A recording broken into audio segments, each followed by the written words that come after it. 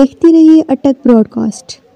السلام علیکم، میں ہوں آپ کا میزبان حمید احمد اعوان اور آپ دیکھ رہے ہیں اٹک براڈ کاسٹ۔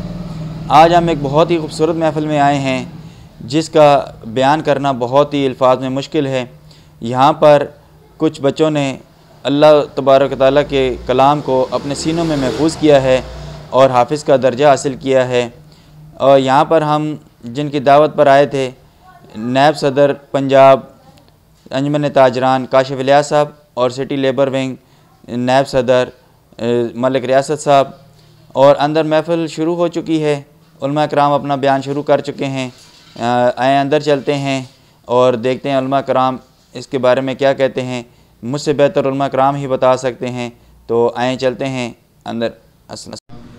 الحمدللہ نحمده ونستعینه ونستغفره ونؤمن به ونتوکل علیہ ونعوذ باللہ من شرور انفسنا ومن سیئات اعمالنا من يهده الله فلا مضل له ومن يضلل فلا هادي له ونشهد ان لا اله الا الله وحده لا شريك له ونشهد أن سيدنا ونبينا وشفيعنا ومولانا وأولانا محمدا عبده ورسوله صلى الله تعالى عليه وعلى آله وأصحابه وبارك وسلم تسليما كثيرا كثيرا أما بعد فأعوذ بالله من الشيطان الرجيم بسم الله الرحمن الرحيم لو أنزلنا هذا القرآن على جبل لرأيته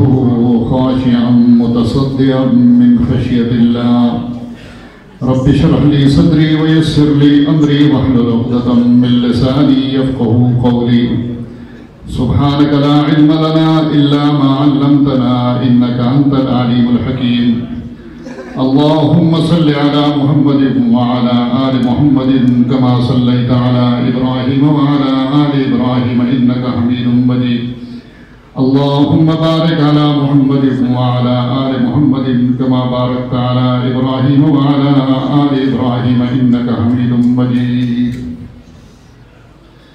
حاضرین مجلس، بزرگان دین اور حضرات علماء کرام، یہ ہم سب ایک مبارک مجلس میں حاضر خدمت ہیں۔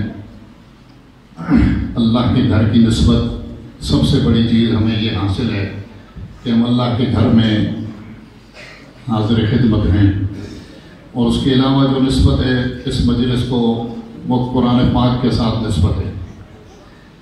اللہ کی کلام جس کے بارے میں اللہ تعالیٰ فرماتے ہیں لو انزلنا هذا القرآن على جبل لرأيته خاشعا متصدعا من خشية الله، اگر ہم یہ قرآن پاک پہاڑوں پر اتارتے تو آپ دیکھتے کہ وہ پہاڑ بھی خدا کی ہیبت کی وجہ سے ریزہ ریزہ ہو جاتے۔ یعنی یہ کلام الہی اتنی وزنی چیز ہے کہ اگر پہاڑ جیسی ایک مضبوط چیز پر یہ نازل کی جاتی تو وہ بھی خدا کی ہیبت سے ریزہ ریزہ ہو جاتا۔ وحی الہی اتنی بڑی چیز ہے اور یہ ہر انسان سما نہیں سکتا، اس کے لیے اللہ کی طرف سے سینے منتخب ہوتے ہیں۔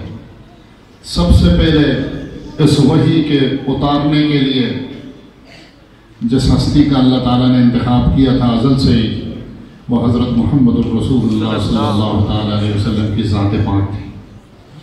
یہی وجہ ہے کہ سیدہ عائشہ صدیقہ رضی اللہ تعالیٰ عنہ فرماتی ہیں کہ حضرت صلی اللہ علیہ وسلم کا سر مبارک کتنی بار میری گود میں ہوتا تھا اور میں سوچتی تھی کہ بس اب میری گود ٹوٹ جائے گی بوجھ کی وجہ سے۔ میں سمجھ جاتی تھی کہ رسول اللہ صلی اللہ علیہ وسلم پر وحی کا نزول شروع ہو چکا ہے۔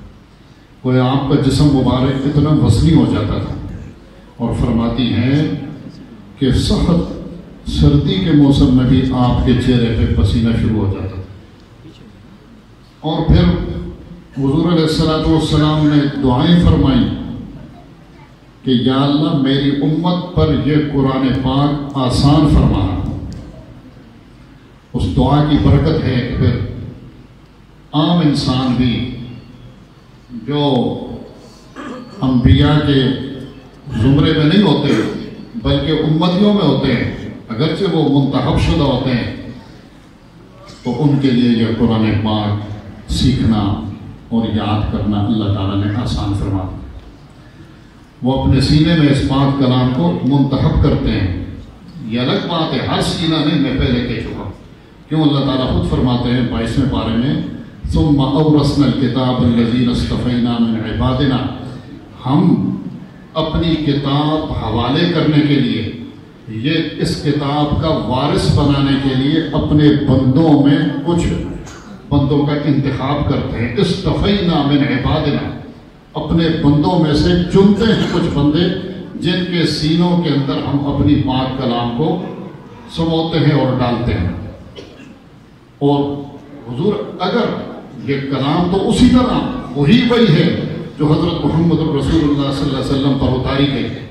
آپ جب اس وحی کو لیتے تھے، یاد کرتے تھے، تو آپ کا تو چہرہ اطہر سخت سردی میں پسینہ آلود ہو جاتا تھا.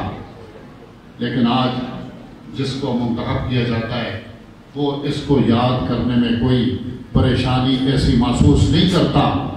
وہ کیوں؟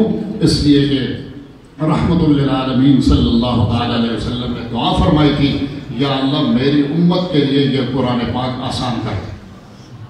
اور پھر اللہ تعالیٰ نے بھی فرمایا وَلَقَدْ يَسَّرْنَا الْقُرْآنَ لِلذِّكْرِ فَهَلْ مِن مُدَّكِرٍ، ہے کوئی ایسا جو اس کو یاد کرنا چاہے؟ ہم نے آسان کر دیا. تو پھر وہ کتنے خوش قسمت ہوتے ہیں وہ گھرانے جن گھرانوں کے اندر اللہ تعالیٰ بچوں کو چنتے ہیں کہ قرآن مجید کا حفظ کریں اور اس کو اپنے سینے میں محفوظ کریں. دنیا کی کوئی کتاب آپ سنتے رہتے ہیں، لیکن یہ ایک بات بار بار کی جاتی ہے، یہ ایک طرح کی موٹیویشنل بات ہوتی ہے، ترغیب دینے والی، ورنہ یہ کوئی نئی بات نہیں. آپ سنتے رہتے ہیں کہ کوئی دنیا کی ایسی کتاب نہیں جس کو کوئی یاد کر سکتا. لیکن یہ قرآن مجید ایسی کتاب ہے کہ جس کے حافظ سینکڑوں میں نہیں، ہزاروں میں نہیں، لاکھوں میں نہیں، اگر لیا جائے تو پہلے دن سے کروڑوں میں اس کے حافظ موجود ہیں. صرف حضرت مولانا ہارون رشید صاحب سے میں پوچھنا چاہوں گا وفاق نے کتنے حافظ تیار کیے ہیں جی؟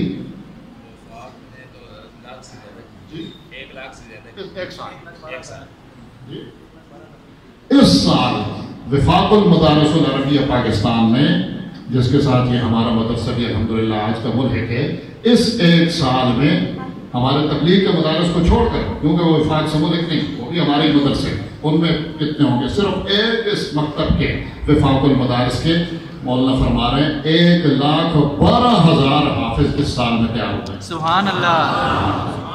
اور اسی 1,12,000 کے اندر یہ ہمارے بھی یہ محنت ہے ہمارے قرآن حضرات کی، یہ جو آپ کے مدرسے کے اندر اس وقت موجود ہے. اور پھر اس سے بڑی کیا خوش نصیبی ہوگی حافظ قرآن کی کہ آج ان بچوں کا نام اس لسٹ میں آ چکا ہے جس لسٹ کے، جس فہرست کے سر فہرست نام نامی حضرت محمد رسول اللہ صلی اللہ علیہ وسلم. سبحان اللہ. جس فہرست کے سر فہرست نمبر اول میں رحمت للعالمین صلی اللہ علیہ وسلم کا نام نامی ہے، آج ہمارے ان بچوں کا نام اس لسٹ میں شامل ہو چکا ہے. سبحان اللہ. اور آج الحمدللہ ان بچوں کے سروں پہ دستار سجائی جائے گی. وہ ان کے پاس ایک امانت ہوگی اساتذہ کی طرف سے کہ تم نے اس کی لاج رکھنی ہے.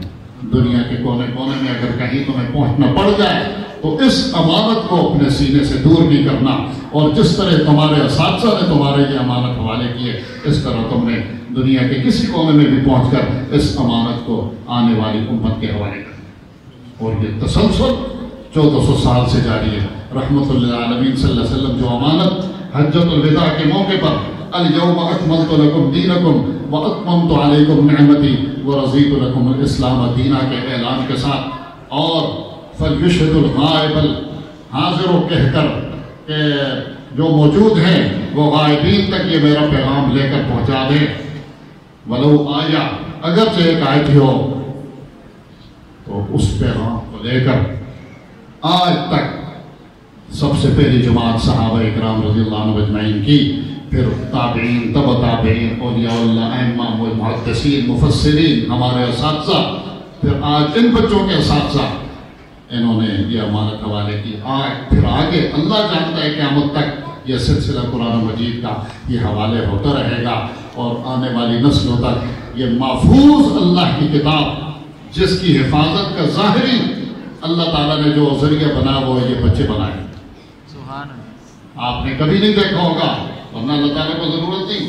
بینک کے باہر کتنا بڑا اس کے اندر خزانہ ہوتا ہے، لیکن وہ دنیاوی مالی خزانہ ہوتا ہے، گارڈ ہوتا ہے۔ جو گاڑی اس مال کو لے کے جاتی ہے بلٹ پروف گاڑی ہوتی ہے، جس پہ گولی اور بم اثر نہیں کرتا، فائر پروف بھی ہوتی ہے، آگ اثر نہیں کرتی، تاکہ وہ نوٹ جل نہ جائیں۔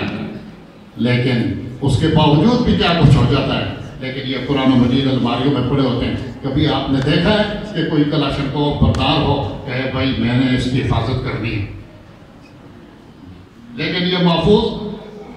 آپ سوچ سکتے ہیں کہ یہ وہ قرآن مجید نہیں ہے، نعوذ باللہ، جو حضور صلی اللہ علیہ وسلم دے کر گئے۔ جو قرآن مجید رمضان شریف ابھی گزرا ہے، تراویح میں جو قرآن مجید یہاں سنایا گیا، خانہ کعبے میں بھی وہی سنایا گیا کہ نہیں؟ بے شک۔ امریکہ کے ورلڈ اسلامک سینٹر میں بھی وہی سنایا گیا کہ نہیں؟ بالکل۔ لندن میں بھی وہی قرآن مجید تھا کہ نہیں؟ آپ کے ضلع اٹک کی ساری مساجد میں، دنیا کے کونے کونے کے اندر کوئی ایک اگر مٹی کی مسجد بھی تھی تو اس کے اندر بھی اگر قرآن مجید کوئی سنایا گیا تو وہ یہی قرآن مجید حدیث پارو۔ سبحان اللہ۔ یہ کون حفاظت کر رہا ہے، کس کے ذریعے کر رہا ہے؟ یہ انہی بچوں کی وجہ۔ اللہ تعالیٰ سینے میں سما دیتے ہیں، وہ سینے منتخب ہو جاتے ہیں۔ خوش قسمت ہیں وہ سینے، پھر وہ خوش قسمت ہیں وہ گھرانے کہ جن کو اللہ تعالیٰ چن لیتے ہیں۔ اللہ جل جلالہ میرے بچوں کو بھی، آپ کے بچوں کو بھی یہ قرآن مجید حفظ کرنے کی، اس کو آگے پھیلانے کی اور اخلاص کے ساتھ اس پر عمل کرنے کی توفیق عطا فرمائے۔ سب حضرات یہ تہیہ کریں، یہ مجلسیں ایک طرح کی ترغیب ہوتی ہیں، سب تہیہ کریں۔ انشاءاللہ ہم نے اپنے بچوں میں سے ایک بچے کو لازمی حافظ بنانا ہے انشاءاللہ، اور حافظ بھی مدرسوں میں بنانا ہے۔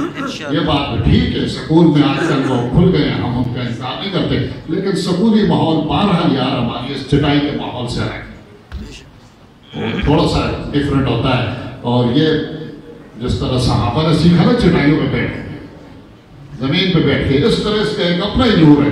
یہ نہیں انکار نہیں کرتے، قرآن ہے، جہاں بھی پڑھایا جائے قرآن ہے، لیکن برکات اس کی اس سے زیادہ ہے۔ اس واسطے ان ماحولوں کے اندر بچوں کو بھیج کر اپنے بچوں کو قرآن مجید حفظ کرانا، کیونکہ اس کا یہ ہوتا ہے نا کہ اس میں استاذ کا تعلق شاگرد کے ساتھ پھر عرصے تک رہتا ہے، تو وہ استاذ کی وہ ہے بچے کے فارغ ہونے کے بعد بھی استاد نگرانی کرتا رہتا ہے۔